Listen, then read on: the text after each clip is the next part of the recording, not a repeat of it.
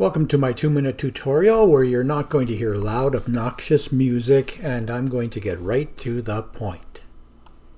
Okay, so today I'm going to take apart this mini HP EliteDesk computer tower. Very small form factor. It's very simple. So there's a screw in the back of it. Just unscrew that. And from the front, slide the box forward, the panel cover, and instead of back, and that'll come right off. And there's your hard drive on the left there. There's a little lever holding that in and a pull tab to take it out. It's really simple. The memory is underneath this fan here, and on the left side you'll see there's a little bit of a hinge, a notch, a hinge on that side.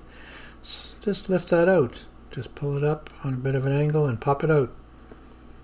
And there you go, and it's being held in by the socket on this side here.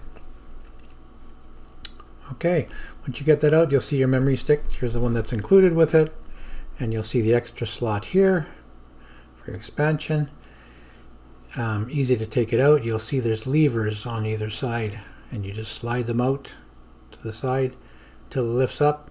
Slide it off to the side until it pops out, and there you go. Take out your memory stick. There it is. So put the other one in. It's not rocket science, really simple. Yeah, I don't think you can go wrong. You just have to make sure you line it up. See, there's a space and there's a notch there. You just have to slide it in on a bit of an angle. And once all the contacts are hidden under here, you're fine just to pop that in. Just slide it down. Click, click. There you go. That's in. And the same happens for the one you want to put in just above it there. The other one.